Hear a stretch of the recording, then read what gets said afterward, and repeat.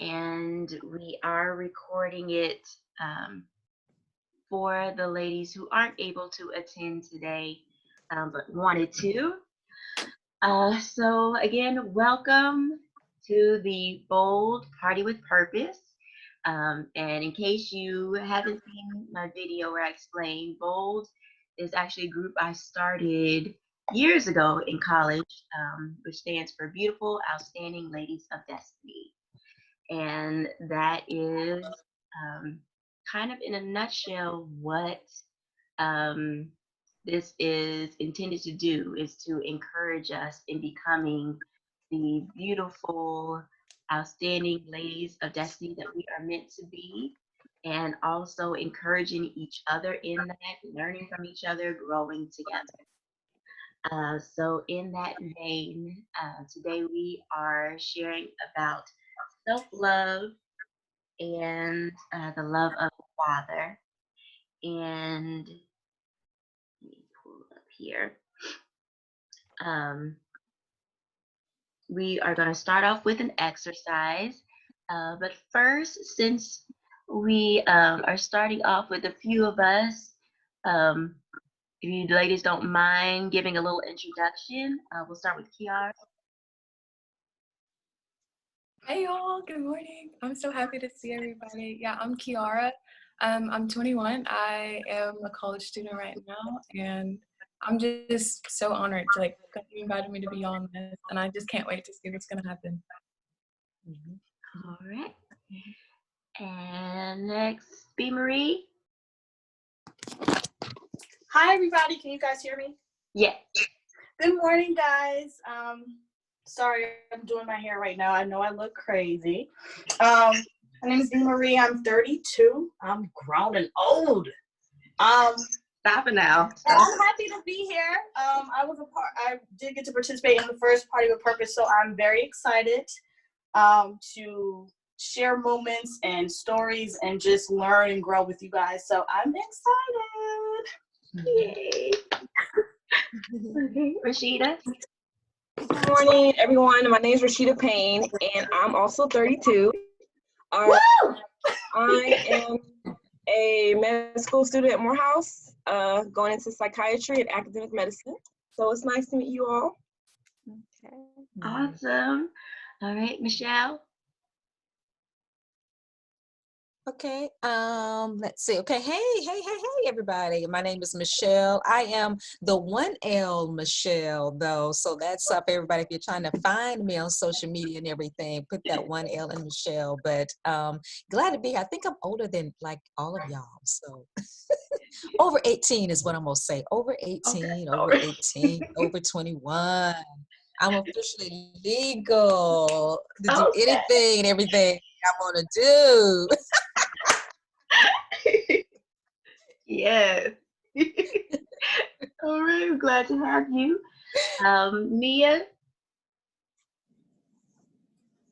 I'm Mia. And I'm not fully awake, so this is me. Sorry, I'll get awake during the call. That's all right. It's all right. as you know, the spirit leads, you know. All right, and Loretta.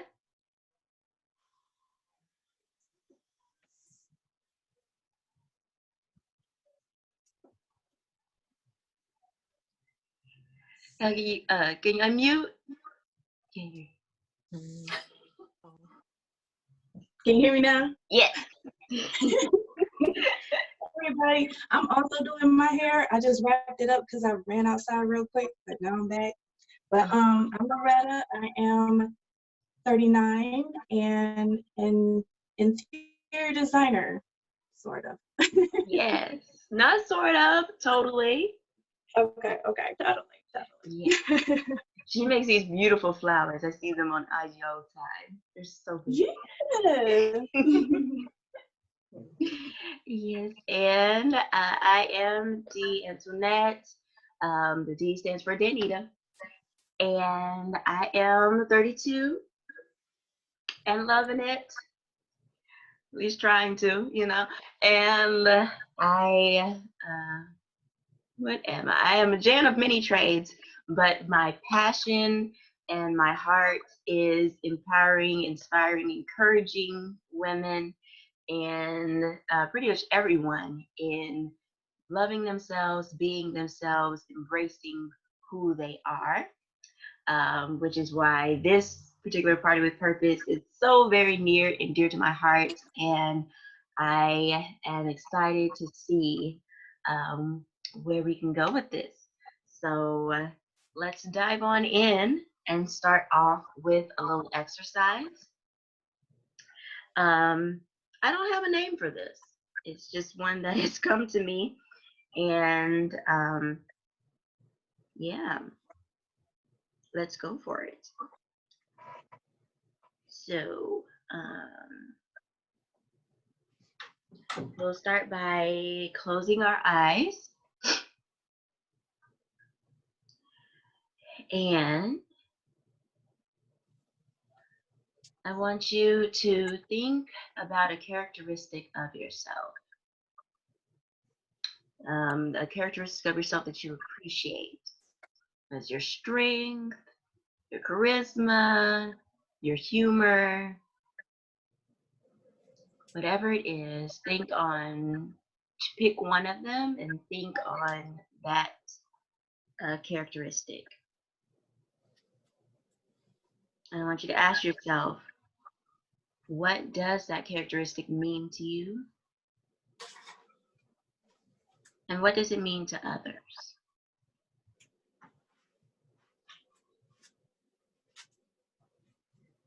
And also think about how that characteristic has benefited you throughout your life.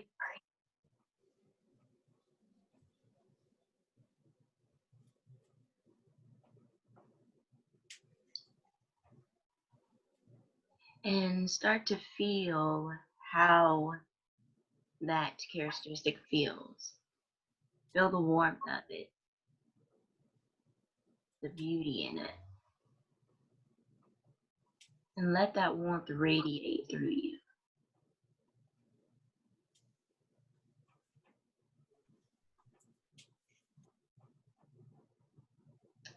Now, I want you to think of a physical feature of yours that you appreciate. And again, just pick one and focus in on it.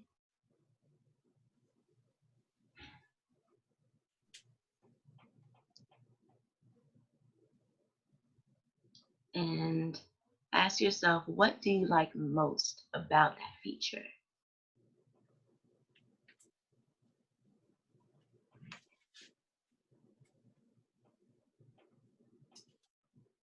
And acknowledge that it is fully yours and no one else's.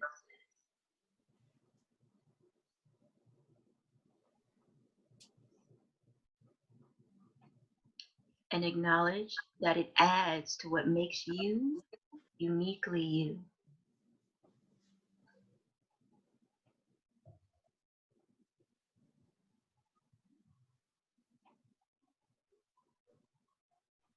And relish the fact that it is a beautiful part of you, but not all of you.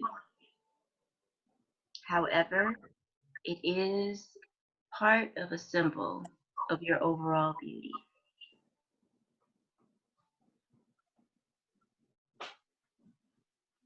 Now I want you to sit in that positivity and take a few breaths. A few deep breaths, breathing in and out. And in and out. One more time, in and out. And now I want you to envision that is a speck, a positive speck in your heart. Envision it in your heart, a speck of light. as sparkly. And as you're breathing, taking your deep breaths, imagine it growing. Imagine it spreading throughout your body, radiating that positive light. With each breath, it's growing bigger, stronger, and warmer.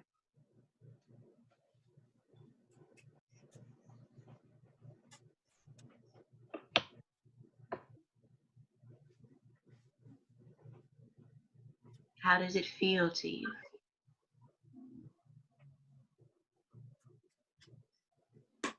Embrace that positive feeling.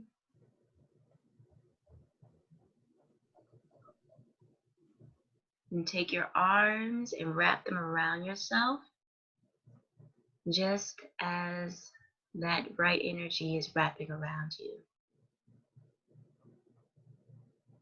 And take a deep breath in. And breathe out. And tell yourself, I love you.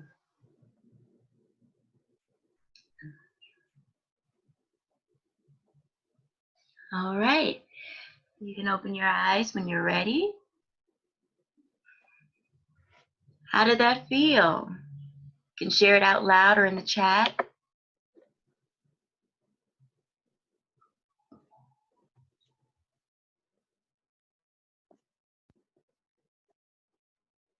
Anyone?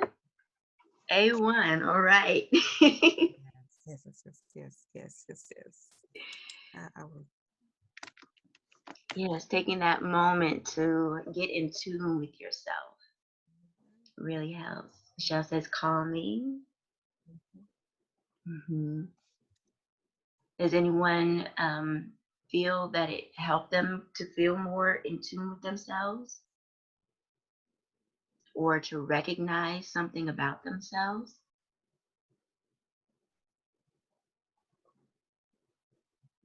I think just hearing over and over again, I accept me. I accept me. Even when like it was hard to stay focused in some of it, just trying to hang on to that. That's nice. Yes, and that is a major part of self-love, is accepting yourself. And yes, Loretta said that was a good one. Yeah, accepting yourself is a major part of self-love. And I guess we can go ahead and transition into the next part, which is bringing to the stage. Wish I had a stage. The lovely Kiara Iman. As she shared, she is a student, but she's definitely much more than that. She is a gifted singer and actress as well. And most importantly, a daughter of the king. And what really made me want to invite her is her true heart of love that you can see. You can see it on Instagram, but more so like when you really listen to what she is sharing, you can tell she has a heart of love for people, a heart of love for understanding and communing with others. So it's the truth though. So so excited to have her with us today. And I'll let you say a little something if you would like. Yeah, I think once again, like I said, I'm so happy to just be on here to talk about this. And I'm like really excited for the fact that everyone's like different age groups and all of this stuff, because just as women, no matter how young or how more advanced that we may be, we can all learn from one another. So I think just keeping our minds open and realize that at any level, we all need healing. It doesn't matter like how what age you are, once again. And yeah, I'm just excited to like begin to talk more about this experience and knowing that self-love is a journey and it's not just an automatic destination. And I think that's really important because sometimes we can beat ourselves up for just being human. We're days we're not gonna feel good. Like you may not always feel good about yourself, but it's that acceptance piece. Like I accept me when I'm high and when I'm low. And I think that's the part of self-love that I'm trying to channel right now, of in every state, when I'm crusty and a mess and when I feel really beneficial, like I'm adding to the world, can I accept all of that? So yeah. Yes, awesome. I love that. And from there, we'll go straight into sharing what self-love is. So I'll start off with the legal definition. And I found this medical definition, which was kind of interesting. I didn't, I guess maybe that's, I guess my lack of knowledge in the full extent to which self-love has been explored. But I found this article on Medical News Today, and they share a work from Professor Neff, and he or she, I'm not sure exactly, shares that self-love is made up of three components, and that includes self-kindness, meaning treating oneself with understanding and forgiveness, recognition of one's place in shared humanity, meaning acknowledging that people are not perfect and that personal experiences are part of the larger human experience, and mindfulness, meaning emotional equanimity and avoidance of over identification with painful emotions. So what I have gotten from that in my own experience is that self-love isn't a one-way track, but that it encompasses several different aspects, all aspects really of life. Self-love is love of self. So first you have to look at what love is. And love is an action. Love is multifaceted. And having that love of self will include several different parts. And as Kiara said, it's a journey. So self-love is not just accepting yourself, but also accepting where you may want to be and respecting your journey to get there. And that can be physically, it can be emotionally, mentally, spiritually. All of those aspects contribute to your self-love and your development of it. And Kiara, would you like to add? Yeah, I just kept like hearing it's a journey of intentionality too. We have to be intentional about it, because we can be very intentional about negativity, very very quick to put ourselves down, to blame ourselves, to condemn ourselves.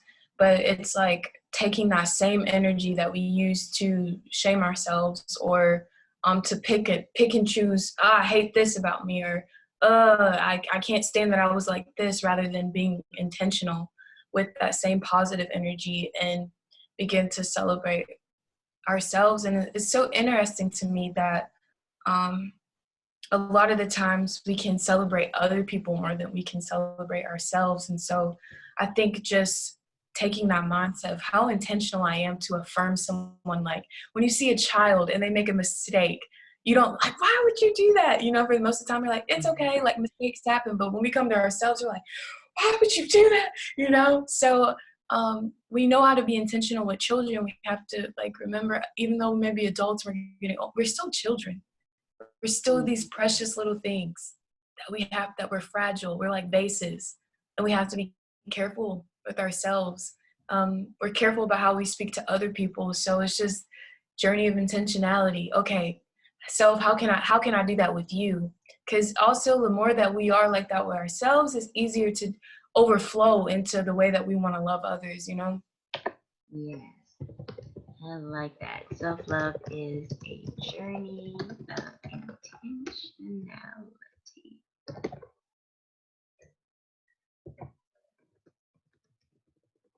You're great too. Yes.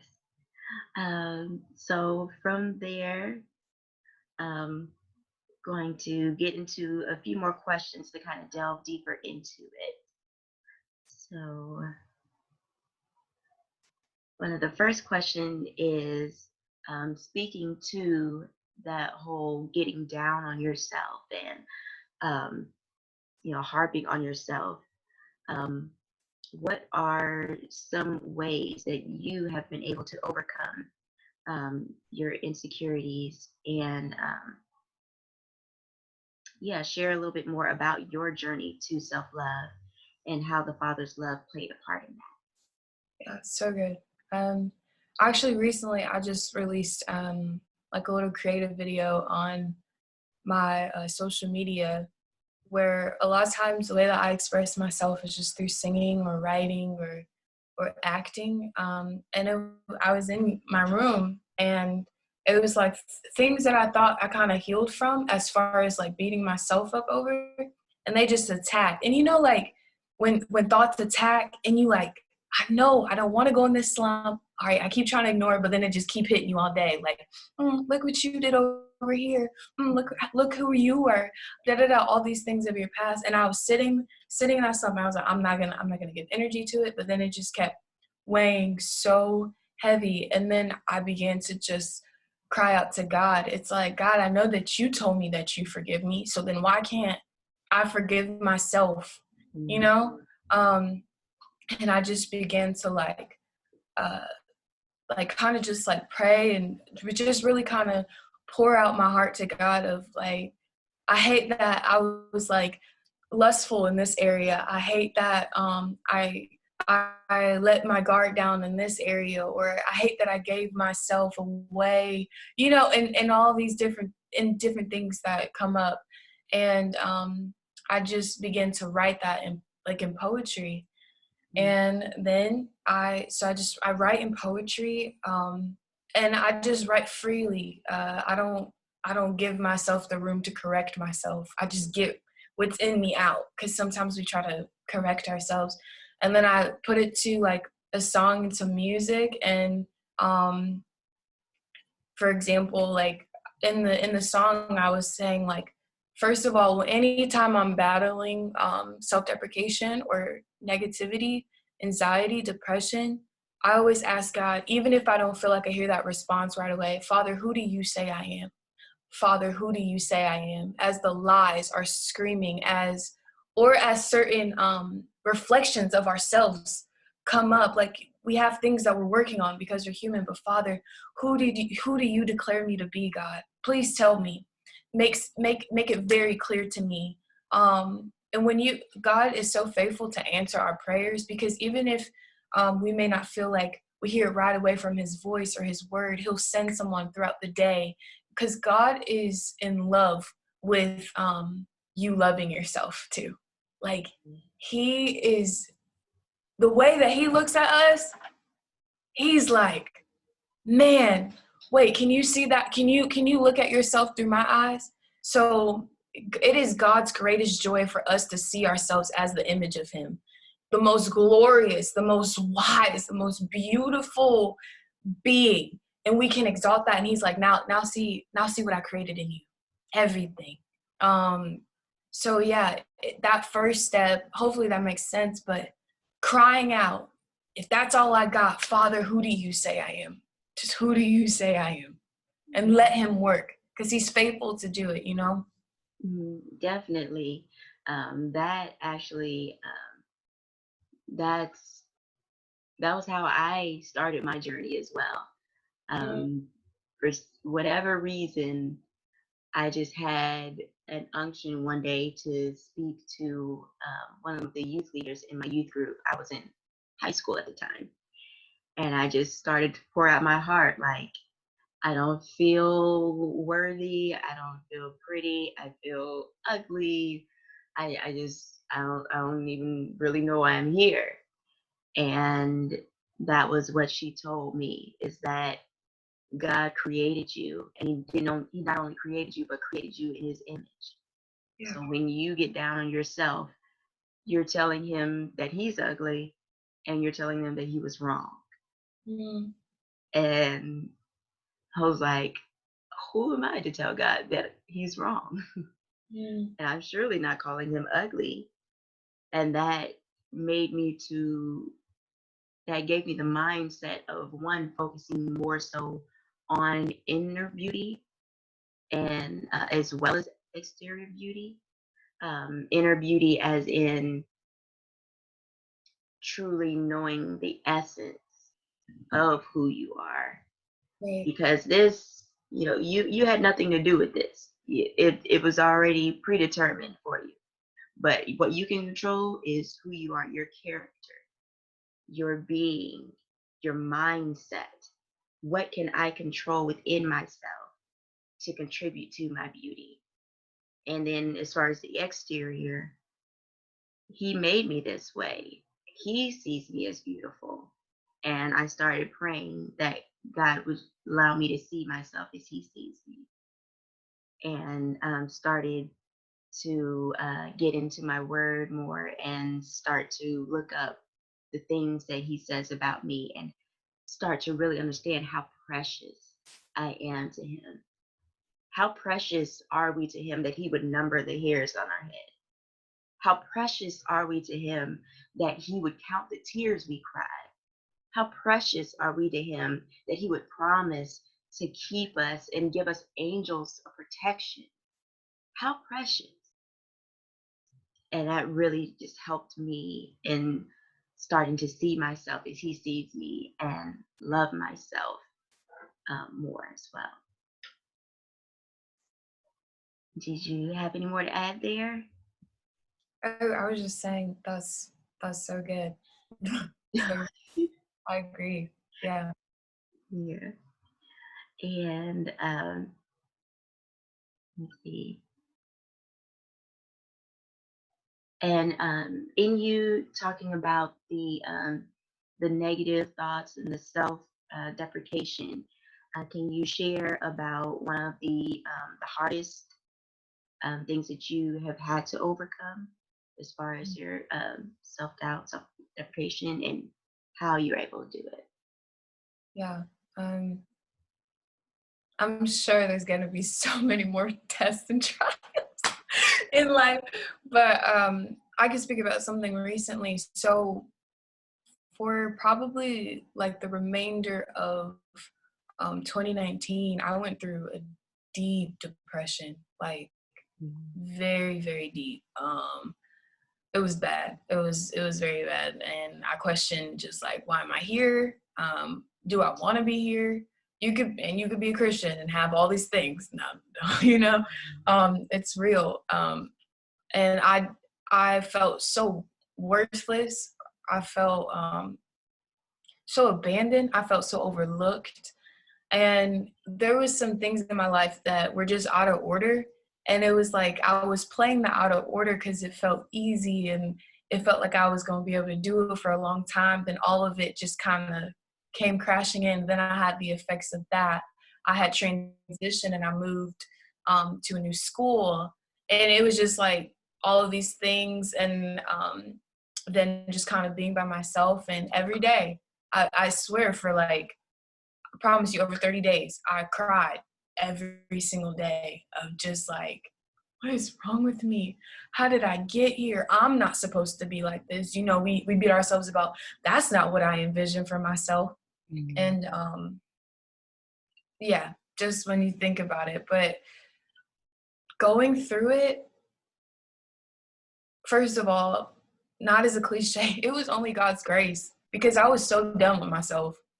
I was just so over myself. The only thing I had were my tears. Like when I went to work and they had me going on assignments, it was so hard for me to keep my composure because I was thinking about everything. And I think sometimes in life, all you have is lamenting. All you have is your crying out. All you have is your weakness. All you have is your brokenness and coming face to face with that. And you have to be okay with that because we're like I think I said that earlier, we're just so fragile. And I think a part of the process of overcoming things is we don't release them enough. We think about things that have hurt us, how we've hurt others, and how we've hurt ourselves. And we're so focused on like, oh my gosh, I don't want to be that. I don't want to be like that. I don't want to be around that. And we never heal from it. So I think overcoming it really is a lot of times as women, because we're so emotional, we do need to cry a lot of things out. And there is nothing wrong with crying. It's a release. It's like taking a sponge and squeezing all of that water out of it because we carry so much and we need to squeeze out so then we can be filled back up again. And it's almost like just getting rid of toxins when you cry. I don't know. And I hated the process. It felt painful. But I think now because I cried through that season of years of pain and hurt, I cried through, and then now it just helps me get over it. So release. Don't be afraid to release, and don't be afraid of being weak. It is okay to be weak. It's okay, you know? Yeah. Mm-hmm. Yeah, because it's in the state of brokenness that you can begin the healing Mm. and really feeling that weakness and allowing yourself to go there, because like you said, a lot of times we put up barriers. Like when I'm talking to my friends, sometimes it's like, okay, feel free to lie to me if you need to, but don't lie to yourself. And it's not me trying to be smart. It's just really like you have to be real with yourself to be able to get to the issue, to be able to address it. Yeah. And sometimes we can find that in allowing ourselves to really, really accept what the thought is can help us to be like, but is that really so? Do I really believe that? Or is that someone else's thoughts that I'm letting trickle into my subconscious? Yeah. But if we're not willing to sit in that and really get to the root of it, we'll never be able to understand it, to get that full release. And Rashida said, yes, especially men. Yeah. They do tend to hold things in. Did you have something to add to that, Rashida? Yeah, just really quickly, Kira just like reminded me of this sermon, Pastor Furtick, Stephen Furtick, called Letting Go. Did y'all hear it? Remember he was saying, whenever you're trying to lift a heavy weight, if you just loosen your grip, then the amount that you can lift is like unlimited. So it's just like, relax and be easy on yourself and then let go. And then once you can do that, the opportunities are endless. Yeah. So I just love that analogy of like weightlifting. And that's so true. Like lifting weights myself, if I just hold onto a bar less, not as much, I can lift 150 pounds. If not, if I'm holding it too tightly, maybe 50, 25 pounds. So, yeah. Yes. I also like wanted to add too that kind of came across my mind is when we think about healing sometimes. I know for me, I'm healed once I like completely forget about it, like once I moved on. but it doesn't always have to be like that. Healing, you begin to realize you're healed when you start using your mess like for the good. Like when you feel safe to talk about it, when when you are okay to be like, yep, that was who I was, that's where I was, that's where I was, that's what I went through, and then being able to just use it. So you use it in the way that you give a lesson to someone else or you give advice. But yeah, healing isn't the forgetfulness of our past, really. It doesn't have to be, but it's when we use it for the good, it's when we use it to help someone else. So yeah. Yes, definitely. I love that. Yeah, healing it's a hard process, but it's necessary and helpful. And also just learning to be kind to yourself. Um, I I think Rashida just said, and that just reminded me, being kind to yourself. And a lot of times we may not even realize when we're being unkind to ourselves. But a lot of times we are our biggest critics and we get down on ourselves easily. But there's there's something to be said for being mindful of how you speak to yourself and how that can either help or hinder you moving forward. Because if you're, let me rephrase that, a spoonful of sugar really helps the medicine go down. And when I say that, I mean gracing your words, just as you grace your words to others to help them to understand what you're saying and to encourage them in moving forward, is the same thing you have to do for yourself. In other words, the same way you show love and care and consideration to others is the same way you should show it to yourself. Even more so to yourself, because the way in which you express love to others is usually the way that you receive it most. And sometimes you may need to rearrange that for loving others so that they receive the love the way that they need it. That's another topic. But um, the way that you generally, fluidly express love to others is the way that you need to then return it back and express it to yourself. All right. Let me see.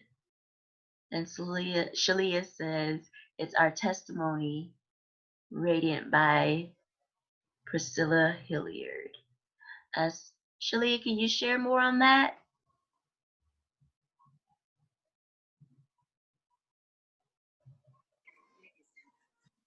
Hi, everybody. First of all, I look crazy, y'all. So happy Saturday. I'm cleaning up and I didn't get to do my hair. I woke up late. Listen. But it's all love, though. I'm going to self-love myself because this is me. Yes. Beautiful. It's a book called by Priscilla Hilliard. Okay, I got you, Fefe. It's a book by Priscilla Hilliard, and it's basically a memoir to young girls and to women, telling us who we are in Christ. It's a great, great book of us understanding the love for ourselves, the love that God has for us, and who He says we are, as far as being chosen, being loved, being accepted by Him, and knowing that our self-love and our self-worth and our identity is found in Him. Awesome. Okay. All right. So we have that in the chat. So we can check that out. Awesome. Thank you, Shalia. All right. And we want to move now into some of the audience questions. I think we kind of answered a few of them in that first part, but there are a few more here. So I'm just going to say them anonymously because I don't know if they want to be shared, but if you don't mind and you have more that you want to add to your questions, feel free to chime in. So the first one is, what are some keys to fully realizing great things are for me personally, instead of always rejoicing over the good things happening to other people? So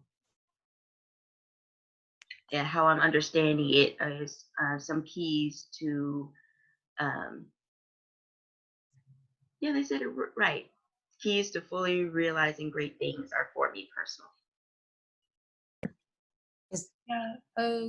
One good way is to make a list, even if it's only 10 things, and ask yourself what is good in my life right now. What am I grateful for? Yeah, so just practicing doing that daily, even if it's like a mental list. And oh, you know what? You know what's good to me? That I got clean air because somebody else ain't got it somewhere, you know? Even if it's that simple. Or you know what's good to me is I feel great today, you know, keeping these little track records. Or, you know, someone told me that they loved me today when somebody hasn't heard that and I don't know how long. Yeah, so just that's a really lovely one to do when you just look at your life and what am I grateful for me. Mm. And may I Uh, add to that, or yeah.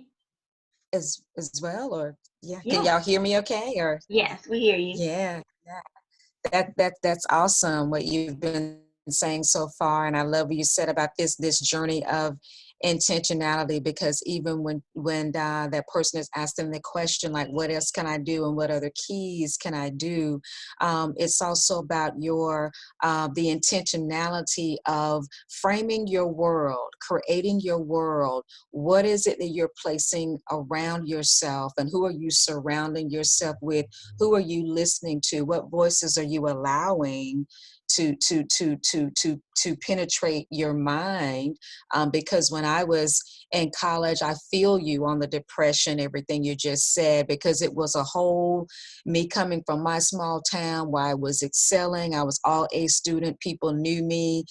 They loved me. And then to go into this world where I didn't understand how to be friends with these other Black women who were coming from all their different walks of life, who didn't know me, who were jealous because I had long hair. They were just all this petty jealousness and all this just what I thought was just ignorant immaturity, and a lot of just backbiting, and there was no solidarity, no sisterhood. So there's a real like find your tribe. You know, Daniel had his three little buddies, you know, Shadrach, Meshach, and Abednego.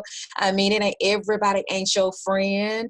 I mean, but it's the journey, and there are people who really do mean to do you harm. I mean, Daniel had that. I mean, there are people who will see you doing well, they will see your beauty, they will see you shine, and you know, they can't handle the glory, they can't handle the shine.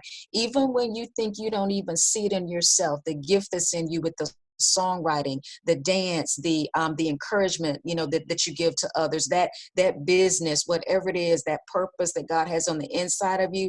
Sometimes it's like, you know, the enemies, they know more about you than you know about yourself, and they can see that and they'll try to attack that, like even early on in your life. So really, like, developing that strong mind are some keys that you can plug into, like, okay, I'm gonna go ahead, as she just said, to go ahead and make that list, focus on what I'm grateful for every day, but know that I'm here for a reason, I'm here for a purpose. So I gotta take the intentional mindset to surround myself with people who are going to support that and love me for just being me. And I can't do it all by myself. I was trying to be like some of these other bitter women. Sometimes Black women, we so mad and we so angry, and we want to, you know, just stay in that little box of anger and hurt and whatever they did to you and all that. But you do have to let it go. You do have to totally let it go and surround yourself with it. Get out there and exercise, like you said, the physical, mental things, the yoga, the exercising, the surrounding yourself, your surroundings, create that world and do those things that are really healthy and non-toxic for you. Get rid of the baggage, the non-toxic stuff. Yes, Mm-hmm. definitely. So good. Yes, ma'am. Yes. That's them, you know what I mean? Because I know we've had that from our environment sometimes, as you all, I mean, sometimes it's when we were kids and we were picked on. I mean, we've had different body images as women, you know, so sometimes you were the little chubby kid, or sometimes I know friends of mine who were too skinny. They were just so cute and they had their little cute chicken legs, and people picked on them for being so skinny, so they feel all intimidated. Like, you know what I mean? They're not like the sexy girls or the voluptuous girls and they get laughed at or whatever. And it's like, no, baby, you can't really go ahead. And you can't, even as women, I mean, other clothes and other fashions that really look cute on somebody else. It's like, no, wait a minute. Let me rock my own style. Let me tap into some clothing and some designs that really look good on me. You know, my body type, my body shape. Let me embrace that.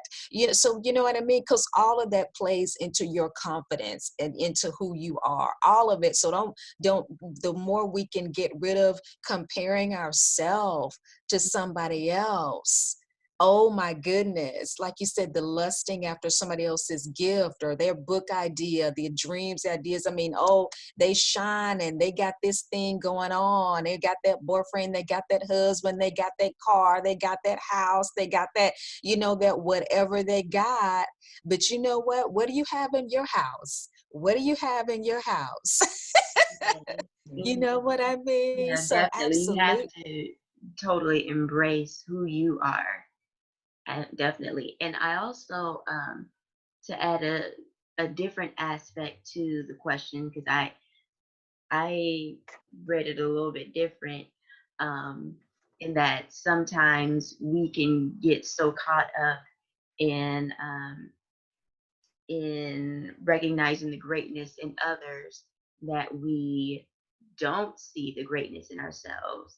And some keys in being able to see that greatness in us. Um, and I do believe it takes, as Michelle was saying, definitely self reflection, but not just reflecting in yourself, but also seeking the reflection of God, because that's what we are. We're all unique reflections of Him, and trying to tap into what aspect of His reflection are we, because He's God. You know, He isn't a regular He is God being, right? So there's no way that we can fully be Him. But what aspects of Him do I possess? What characters do I have?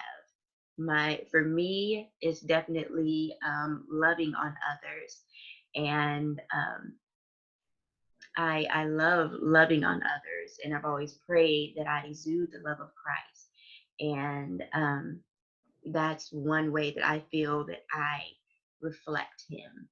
And in knowing that, truly owning it and walking in it um, gives me confidence, and not, I don't want to say it like in a braggadocious way, but gives me confidence in my being who I'm meant to be.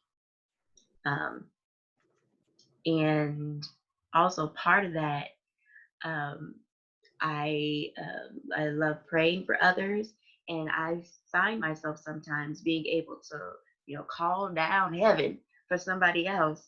But then when it gets to my prayers, it's like, Lord, if you don't mind, I really would like. And it's like, no, wait, no. I'm just as much a child of His as they are. Why? Why do I get all timid for myself? No, I need to stand strong in that, and knowing um, how He sees me.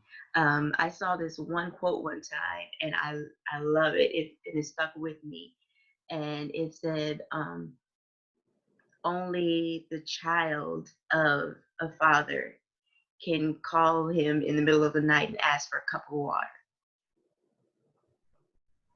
And like that, it just that sticks with me. Like, I can ask Him for my cup of water in the middle of the night, middle of the day, whenever. But He is my Father, my Heavenly Father, who desires for me to come to Him, desires for me to ask of Him in accordance with His word, desires to be able to show Himself strong in my life. I should go boldly and ask for those things. So really, recapping all of that, um, just being bold in my pursuit of Him and my requests of Him, and knowing how He sees me, and being able to walk in my reflection of him. I think is really important in being able to truly understand yourself and to then be able to walk boldly in who you're meant to be, in self-love and in confidence. All right. Mm, does anyone else have anything to add to that? Oh, I see Kiara said here, what do you have in your house? Yes, your house also is your temple, and you are the temple. Yes. Yes, I love it. Okay. All right, so the next question is, when something traumatic happens, how do you show yourself love when you're starting to lose the sense of what love really is? And the examples of sexual assault, car accidents, and the like. So yes, how how do you show yourself love when you're starting to lose a sense of what love really I think in moments of trauma, the only thing you can be patient with yourself. It's like trying your best to be patient with the process of how you feel from everything, how everything weighed on you. It's like when someone dies and you go through these different stages of death, all you can do is be patient in the process as you're grieving, being in the patient in the process as you're accepting. And trauma oftentimes is a process just like death of grieving, of acceptance, of like denial, of all of those things. So yeah, just be patient and go through it, you know. Did you want to say something? I was gonna say, Oh, this is Alexis, y'all, by the way. hi. This is my sister. Hi everyone. Hope everyone's doing well during this quarantine. I was just gonna say, like, I kind of, I'm a person like I don't like stressing. I don't like to put too much thought into things when something is going on in my life. I just kind of have to have that mentality of walk by faith, not by sight, because I know that at the end of the day, I made it this far in life. God, He's gonna have me. He still got me. I never lost sight of Him, or He never, let me just stray off anywhere. And so it's just like I have to just really put my faith in him and know that he's always going to hold me and guide me. Yeah. And as long as I continue to just seek in him, even when I do like stray off or try, like, when I'm not focused so much on him, he knows that he's my father. He knows that I'm his child. No father is like gonna let his child just fully stray off. So it's just like me having that faith in him and just knowing who he is and what he's capable of doing. I'm gonna be all right. So is?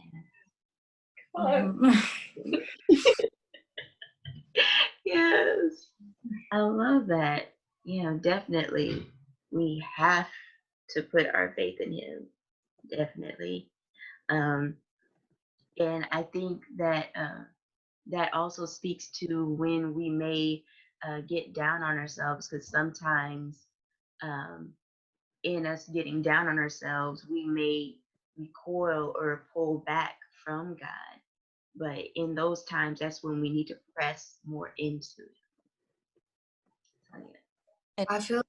Oh, someone was gonna say something. I'm sorry. Oh, I was just going to say it's so powerful what you just said, because it's one of the areas where I struggle with in my self-love journey is receiving God as my father. I mean, as my daddy God. Like I can really, really go to him, because even when we're children, it's so funny how when we watch little kids and they have that little boo-boo and they mess up and they have that accident, they go right to their daddy or whatever. And they're not ashamed, they're not afraid. That's like one of the first things they do is they go to mommy, they go to daddy to like fix it. Broken toy, something's broken, whatever it is. And sometimes we want to fix it ourselves, but we know that we have a heavenly Father that we can like really go to and take ownership of that. Like, so say for example, in the natural world, I mean, if you really are down and out, you got some rich daddy, you know what I mean, if Denzel Washington was your dad, or Bill Gates was your dad, or Stephen Jobs, owner of Apple, or somebody was your dad, you'd be like, you know what, let me get my daddy on the phone. I mean, if anybody was trying to mess with you or do something to you, or you had an issue at that school, you'd be like, let me call my dad. And so I love that. I'm just learning to really embrace that with me. Like, you know what? I got a daddy I can call to deal with some of this right here. Yes, absolutely. And he And wants don't us you, to. yeah, He totally wants you know, us to. yeah. And that reminds me of actually two study of, well, it's one study I'm doing. I'm studying the life of Jesus, and there was two different stories I read on two different days. But in thinking back on it, that just had me like, huh. So I read about the woman at the well, and how when Jesus, kind of smoothly called her out, she didn't recoil. That actually drew her closer to him. Whereas a little further down the road, when uh, when one of the disciples, I forget at the moment, when one of the disciples, when Jesus told him to cast down the net, and he was like, Peter, no, we didn't try that, but okay. yeah, Peter. Peter, yeah. He's like, oh, okay. And he did, and they had more fish than they could carry. When he saw the glory of Jesus, he was like, he was like, okay, I realize who you are. Let me step this way. Yeah.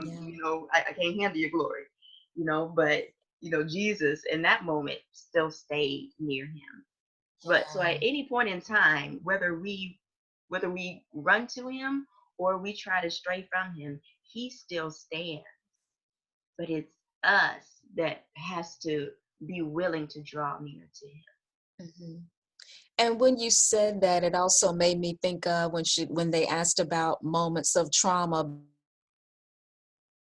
because the powerful example for me, talking about being an actress as well, that opening scene of The Godfather always resonates with me big time, because this was a father who goes to Marlon Brando, the Godfather, and says, that whole opening monologue, because he goes to him specifically because these guys just brutally raped his daughter. And so he goes to the Godfather, for justice. But the guy was new in America, an immigrant. He didn't want to get in trouble with the bad element or what have you.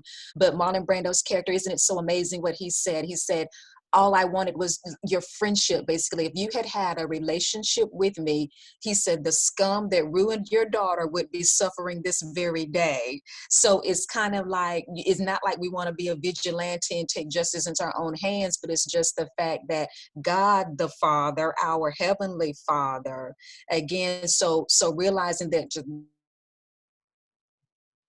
the trauma or whatever it is that happened, first of all, it may not have been your fault. So you don't have to take ownership of that. If it was that molestation or that rape or whatever the boo-boo or the accident was, it may not have been your fault. Sometimes we can be young and dumb and we just in the wrong place at the wrong time going, oh Lord, I made a mistake. It was me. I messed up. I was just stupid to be up here in the first place, but I need your help. But so first of all, just know that the mistakes happen to anybody and everybody.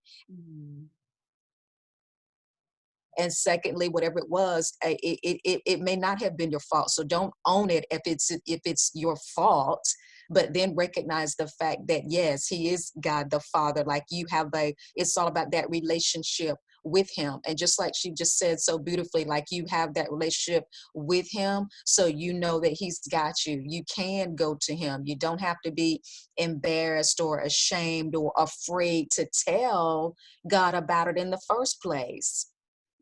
Yeah. Absolutely. Yeah, and Sheeta says in the chat Yeah. here, go through those 5 stages and love yourself.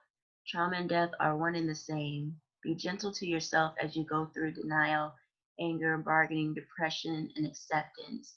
Lean on God and know that it's an essential and inevitable process, and God will never leave you. And that, yeah, that is awesome. And, remember that it is totally a process. And in a process, there are the different aspects, the different stages, different aspects that you may go through.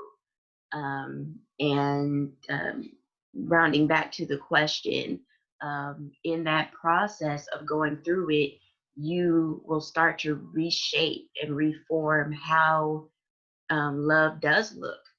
Sometimes it takes going through those heartaches and pains to understand that maybe you weren't looking at love in its full aspect. And it may help you to reframe what love truly looks like. But definitely looking to God for that definition of that healthy love. Because there is also, I believe, love of the familiar. When I was in high school, I was in an emotionally abusive relationship, and there's a lot of different aspects that go into it, but there was my love for him and my love for what I thought I was to him that kept me in it at one point. But it was me having to reframe my view of love that actually helped me to let it go. Because I remember distinctly when I made the switch, and it was God, because I remember he had called me, and I just had a vision of me. Because I didn't answer right away. I was looking at the phone, and as I was looking at the phone, I just had a vision of me building up a wall. And I'm building up this wall just to answer the phone to talk to this boy. He was not a man yet. This person.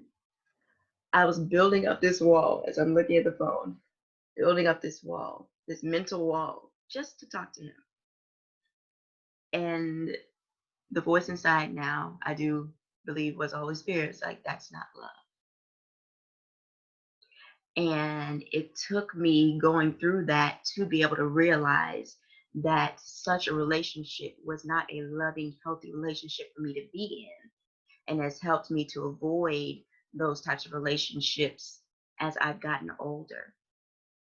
So it is definitely embracing the process and allowing yourself to feel and to heal and to reframe what love looks like, but to definitely keep in mind that love is real, love is true, and that God is love, and use him as your frame of reference in reforming that view of love. All right. Let's see. I think we have about 2 more questions here. I like this one. How do you know if you're practicing healthy love, and I'll tie back in another question there. How are you working to continually grow in love? So, in putting those together, how are you working to continue to grow in love, and how do you know that that practice that you're putting in is a healthy way of going about Yeah, I think it goes back to what you were saying is what is my standard of love? Because our standard of love can be based off of like how we seen our parents love, how we seen so and so love. And I know for me, I think once I got myself opened up to the fact that there is a perfect standard for love, there actually is. And it's what you said, by God, because he is love himself. And it's first like having to ask yourself, am I willing to believe that? You know, am I willing to believe that his love is perfect? And then, all right, if I can believe that's true, am I willing to follow that now? Even though I may not be perfect in the process, but am I willing to follow that standard of love? And also, it's realizing too with self-love, yes, it may be self-love, but self-love is a community process. You don't have to go through it alone. And so sometimes we try to only make ourselves the standard, right? But we can look to the people around us, and love is action-based, but it always leaves a product of feeling of peace, of a feeling of that, ooh, I want that again, you know, real love. Real love does. When you see someone go the effort to just serve you, a servanthood is a real standard of love. So I think it's just asking ourselves too, especially as women when we get in relationships, is this real love that he manipulates me? Is this real love that he puts me down in order to then celebrate me? He tears me down, then builds me back up, tears me down, builds me back up. How do I feel from that? Does my life feel out of order from that? Do I doubt myself? Once again, his actions of his love and the byproduct of how he makes me feel, is it worth it? And God's standard is, I promise, he don't ever do that. He don't ever do that. So yeah. Awesome. And Michelle said here, that's so good. Does it measure up against your standard of love? Yeah, so definitely doing that check of are those actions lining up? All right. Anyone else have anything to add there? Yes, Rashida? I do. I feel like we look at like we love ourselves physically and socially, and then mentally, that's the issue. So for instance, like there was an analogy, like if you were in a small pool of water and you completely submerged your body in that water, you would eventually come up for a breath of air, right? Or if there was a hot stove, once you burn your hand twice, you're not going to keep putting your hand there.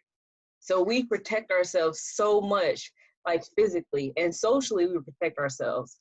But when it comes to our mental health, we will continuously like put ourselves in the fire over and over again, or we'll drown and won't come up at all. So I feel like as a standard, we need to begin to protect our mental health as much as we protect our physical bodies. So. Definitely. That's really good. Yeah, it's setting a standard. Yeah. And I love that. And it's I believe that's even as like little sisters, little cousins, those little mentors that we may have in the community within our spheres of influence. It's so good to pass on that legacy of setting up that standard early, because just as you say when you're in middle school and you're in high school, you're already developing these relationships, with other friends who are girls, with the friends who are young boys, and even you can have other girlfriends, other friends of yours who are female who are manipulating you into doing certain things that you don't want to do, and then you do go, I'm just trying to fit in and be their friend because we have this little identity crisis or whatever it is that's going on, and we're trying to fit in. So it's certain bullies and people who have that mentality where they prey on the weak. They prey on the weak-minded. So I love what you said about it's about us developing early on in your growth process, developing what that standard is. And for those who are believers and followers of Jesus, we know one of our little go-to scriptures is like 1 Corinthians 13. It's like, is it lining up with that? Love is kind. That's the first thing. Love is patient. So if you got somebody who's always flipping off at you and cussing at you over the least little thing, going off every 2 seconds over, it's like, you know what, wait a minute, this is not the friend for me. This is not, I don't need this energy. I don't need that, in my space. I just, that's not what love is. It's really setting up that standard early on in our growth process so we can recognize what it is, because sometimes we're in these dysfunctional environments where sometimes we say, okay, girl, didn't you see the red flags? Didn't you see but sometimes if people grow up in that environment, they don't know what that red flag is because they grew up in it all their life. So for them, that emotional abuse or something may seem normal. It may seem so normal to them that this is what, I have to accept. It's like, no, just if he's hitting on you, beating on you, verbal abuse, all this craziness, trying to just take all your money and just trying to, every time you have a goal or a dream or an idea, he's shutting you down or whatever, or other people treating you that way. It's all about them trying to use you and bend you to what they want you to do. We have to get a clear picture of love and set that standard early on. Yes, and definitely checking to make sure Yeah. how those things make you feel. And also, I'm very much a supporter of following peace. So even if you are used to it and you're comfortable in it, doesn't mean that it is right for you. That's right. So if it doesn't feel like love, if you don't have peace in it, then that may be something to look at and say, is this really love? Or, even if it is someone else's version of love, um, does this fit the version of love for me? You That's need right. your own version for yourself. Just like there are different love languages and people feel love more certain ways, there are different ways of just like, what am I trying to say? Just like there are different aspects of love, and certain ones resonate with you more. Knowing which one resonates best with you, and making sure that you love yourself in that way, and also are able to express to others, hey, that doesn't make me feel love, this does, is important in your self love, because it's not just about you loving yourself, but also about how you receive love from others as well. Being able to cultivate all of that. And B. Marie said here that that statement was, everything is true. Mental health matters so much in the intention of self love. Yeah, because as the man thinks, so is he. So it is very important that as Rashida said, that we don't place our minds in the fire. Yes, and that we take that time to invest in our mental and emotional health. All right, so we will go to the last question here, and it's a good one.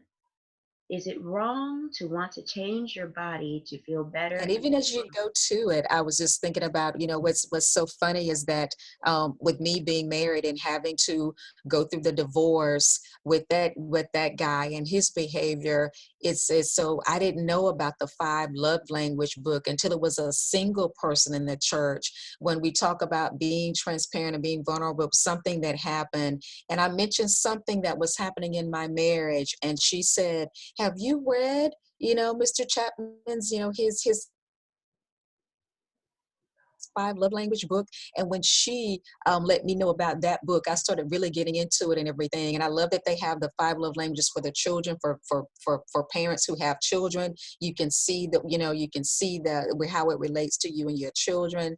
And so that was one of the keys for me that helped me understand and to see, wait a minute, is he even making an effort to love me and my love language? Is it peace in my heart? Now, what's really going on? And so that was one of the eye openers for me that let me know that that there was, it needed to be an end to this thing, because the foundation of it wasn't right. And like you said, God, you're following peace, and God is not the author of confusion. That's like a go-to word for me. Like, if you're in the middle of whatever job, career, whatever, and the confusion, relationship, and all this confusion is there, you wait a minute, God is not the author of confusion. So wait, this is not peaceful. This is so I need to regroup, revitalize Yeah, some things and re-strategize. Absolutely. yeah, definitely. All right, so going to the last question here. It says, is it wrong to want to change your body to feel better as a woman about yourself?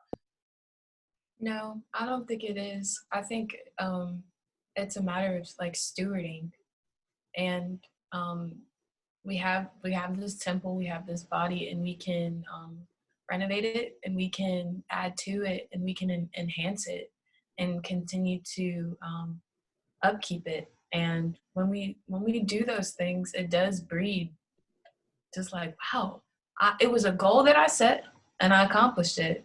But I think on the terms of some things are overboard, very overboard, and I think it's a heart matter too of why some of the things that we get done to ourselves. Um, so yeah, if it's for the purpose of enhancing and not for the mere sake of approval for other people, then I don't think that there's anything wrong with it. And Yeah. I Like oh, oh, so- sorry. Sorry, go ahead. I was gonna say I agree with that. I just want to add on. I just love exercising. I'm an exercise science major, so yeah. Oh yeah, I want to be a physical therapist when I get older, and I just really agree with the idea of like how how physical health, mental health, spiritual health, they all come together in some way and correlate with one another and help each other in each aspect. Because if you feel good about yourself in like the physical aspect, then you're gonna feel good in the mental process.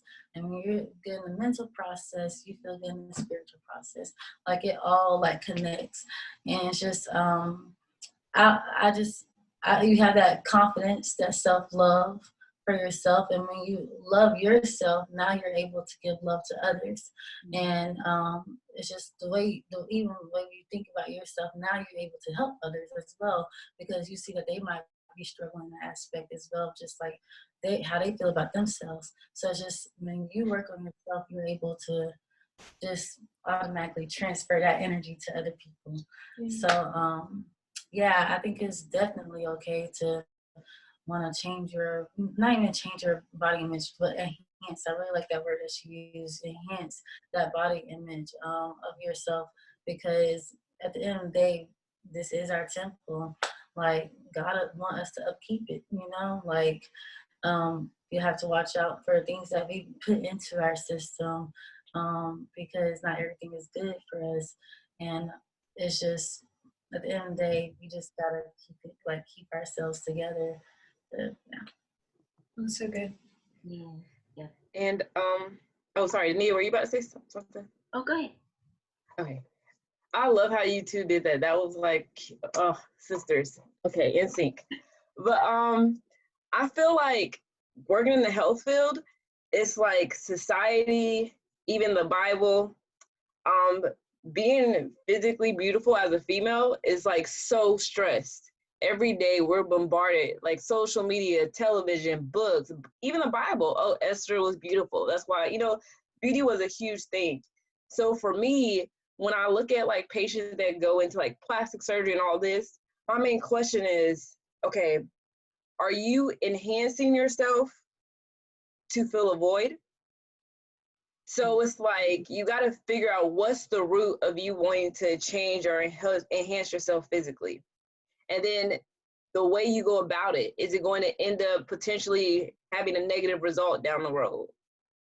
So that's my thing. It's like, okay, I want to get this surgery done, but is it because you still have something in your past that you haven't healed yet?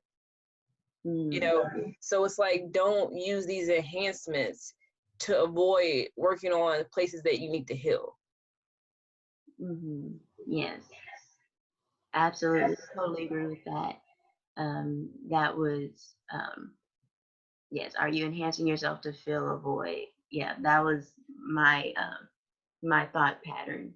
Is just making sure your your intention with it is in the right place, and also taking into account the possible ramifications, if any, down the line. Because we've all heard about the botched implants and how they leaked and given different other diseases and all of that. And the women saying, if I had known this was going to happen, I wouldn't have done it to begin with. So really taking into account, what you're putting yourself up for, and also all of your options, and really getting to the root of why you want it. I think that because I don't think it can be wrong really if you're doing it for you, but really getting to the root of your why to really determine, is it good for you? Anyone else have anything to share there? Okay. Well, those are all the questions that we received ahead of time, but did anyone have any additional questions or anything they wanted to share?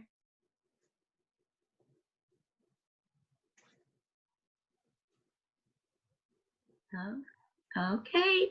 Well, this I felt was a great conversation, great time of sharing.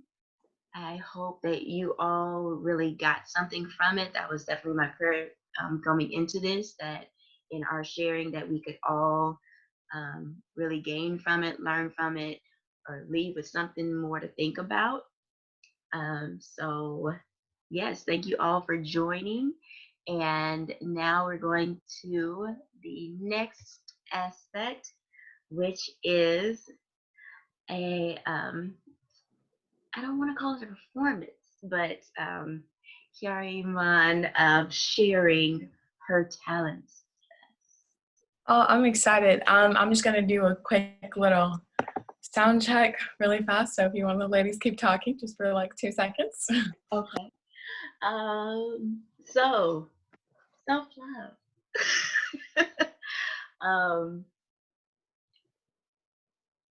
If someone wouldn't mind sharing something that they do feel that they did gain from today, or something that they got clarity on, or a new way to look at it to help them in their journey of self-love. I think Michelle with 1L, when you were talking about the 5 languages, like in a romantic relationship, like I knew about that, but what I didn't know was that they had the 5 love languages between a parent and a child. And I know like there's so many people out here that are raising their kids and they never really consider like, how can my child, like what's the best way to love with my child? So I had no idea. I have like 10 people I'm about to hit that up Send that to them right now. So I really appreciate you for saying that. Awesome.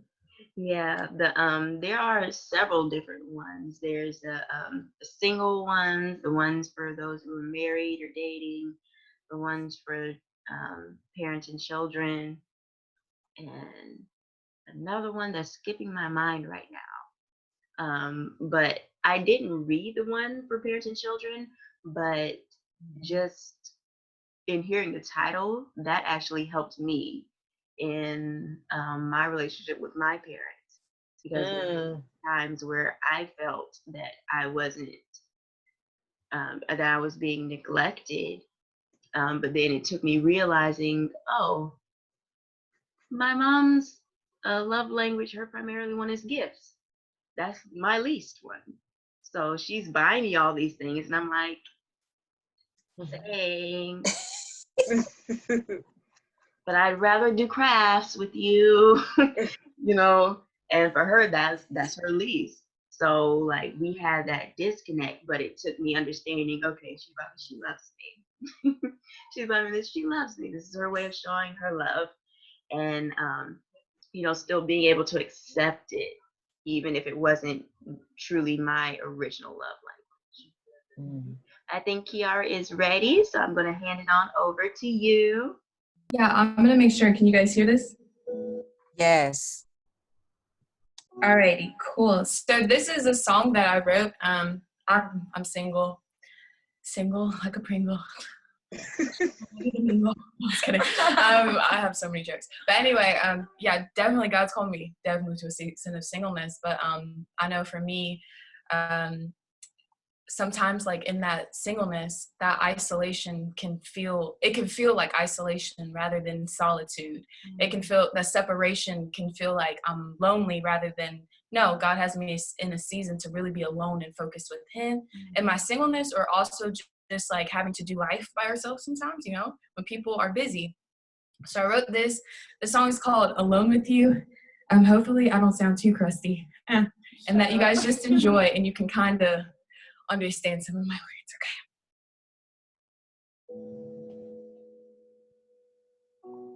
Thank you, God.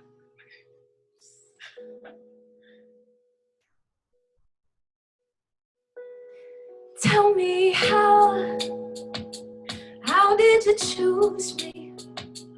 What made you wanna pursue me? And I feel like a lost cause.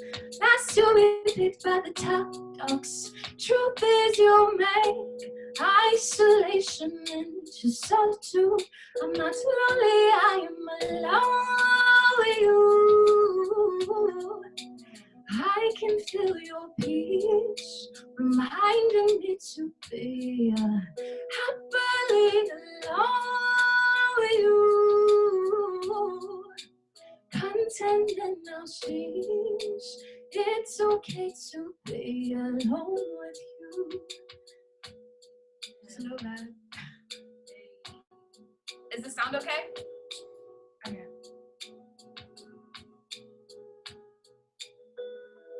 Tell me how should I use this? What can I find while I'm hidden? 'Cause one day you'll present me, and I'll know I'm worth chasing by the way that you first showed me. I'm not too lonely, I'm alone with you. I can feel your peace, reminding me to be happily alone with you. Content in our sheets, it's okay to be alone with you. Alone with you. I can feel your peace, reminding me to be happily alone with you. Content in our dreams, it's okay to be alone with you. If I should forget that I'm worth the commitment, I will fix my eyes on the one who values covenant. If I should forget that I'm worth the commitment, I will fix my eyes on the one who values covenant. Alone with you, I can feel your peace, reminding me to be happily alone with you. Content in our scenes, it's okay to be alone with you.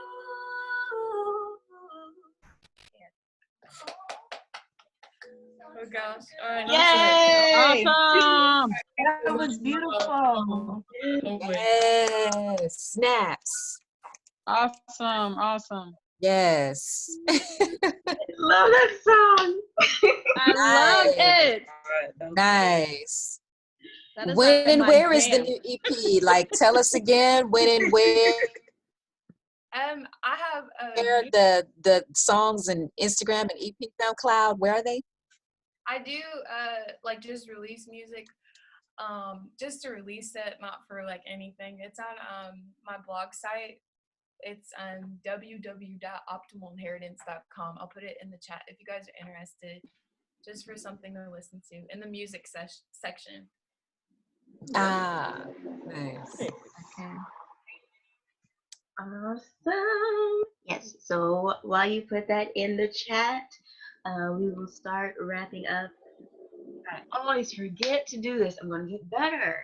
But definitely feel free to share any snapshots that you all take or anything on your social media. If you do share anything, even like quotes, please do tag hashtag Party with Purpose, so that I can see them and then I can add them to my page and share with others this beautiful community that we are building, because I really am looking to build this as community. So yes, please do share.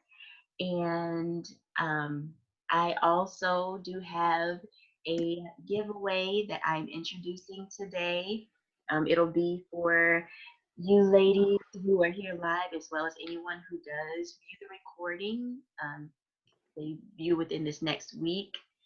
They too, or I guess if you're watching YouTube, can participate. And that is submitting to my email, Live Bold for Life. Just anything that you got from this session. If you submit that, you will be entered into the drawing for an hour a week of free life coaching for a month. In case you don't know, I am a certified life coach in life, wellness, relationships, and bereavement. And my focus is overall just general self-wellness. And yes, so I'm offering 5 hours, so that's 1 hour per person, for per week for a month. So 5 people get 4 sessions of an hour of life coaching. Trying to make sure I make that as clear as possible. So again, to be entered in, just email me. I'll put it in the chat. Live Bold for Life. All right. And with that said, we'll go into the closing. Does anyone have any prayer requests that they would like to have prayed for? I just want to pray for focus and favor. Okay. Sounds good, Michelle. Is that for you as well? And for my parents, they're elderly in their 70s now, so just praying for their health and strength. Yeah. Okay. All right. Any other prayer requests?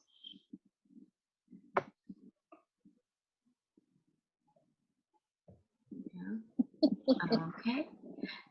So,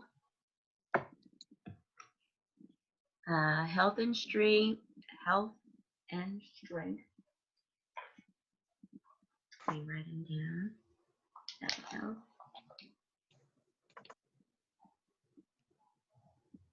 And it just escaped me that quickly. Rashida, can you say yours one more time? Focus and favor. Focus and favor. Okay. All right. Oh, everyone ready? Yes, okay. Dear Heavenly Father, we come to you first, acknowledging you as God, as our example of love, as our source of love, as our creator, our sustainer, our keeper, our comforter, our friend. We thank you, Lord. We love you. We thank you for this time of fellowship, Lord, that you have allowed us to come together. I pray that each and every one of us walks away with what you had for us to gain here today, and that we all continue in our journey of self-love, walking with you and learning from you how we can grow stronger in ourselves and in you. I also pray, Lord God, for focus and for favor. Lord God, bring clarity in situations and circumstances, and help Rashida, Lord God, to not only find her focus, but also to strengthen it and to walk strongly in it, Lord God. And also thank you for favor, Lord God, as she goes into different circumstances and places. Grace her with favor from the top of her head to the soles of her feet. Grace her with favor with those around her. Grace her with favor with those who may have authority over her in a situation, Lord God, and help her to rise above, Lord God, to continue to grow in leadership and to move forward in the things that you have for her. And I pray that for everyone, Lord God, that we will all move forward in the things that you have for us, that we will be able to do so with boldness, that we will be able to do so with surety in the peace that surpasses all understanding that only comes from you, and with the guidance of your Holy Spirit. And I thank you, Lord God, that that we will find not just peace in it, but fruitfulness and growth and your continued love, Lord God. We also lift up Michelle's parents and all of our family and friends, especially during this time, Lord God, when we're dealing with this virus. I thank you for health and strength. I thank you, Lord God, um, for more clarity for health professionals and those studying the virus, Lord God, that they will gain greater understanding of it and how we can About to start getting ready? truly get this under control, Lord God.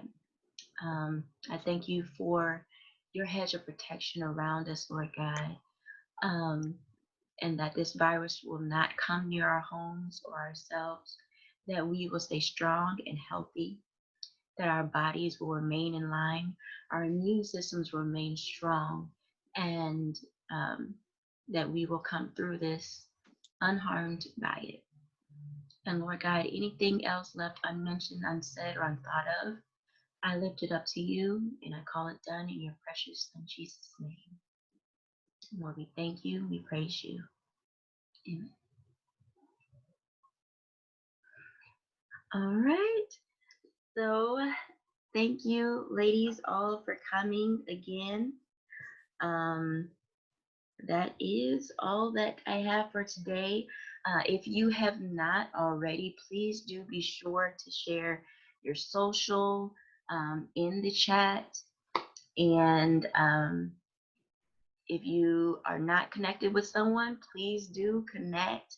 That's one thing that we definitely want is connection through community and embracing and encouraging each other as we go about our endeavors.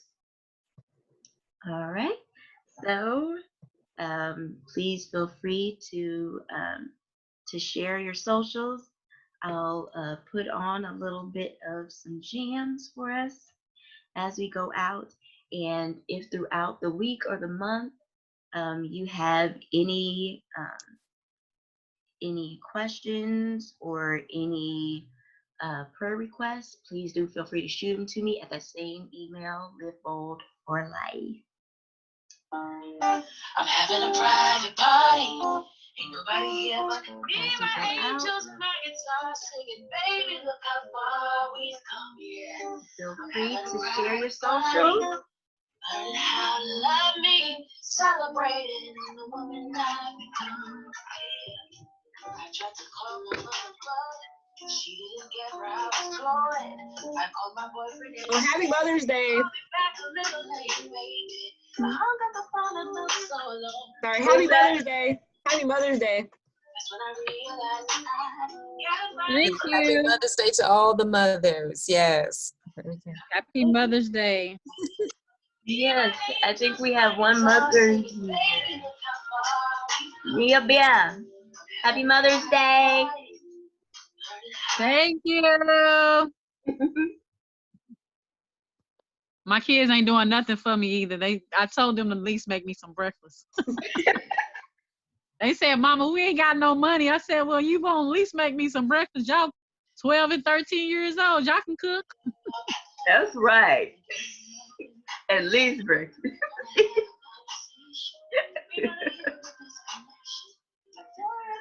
Yes. I hope everybody enjoys the rest of their day and their weekend.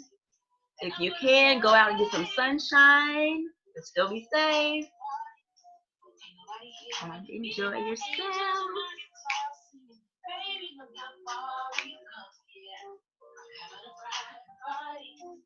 Learn how to love me, celebrate it.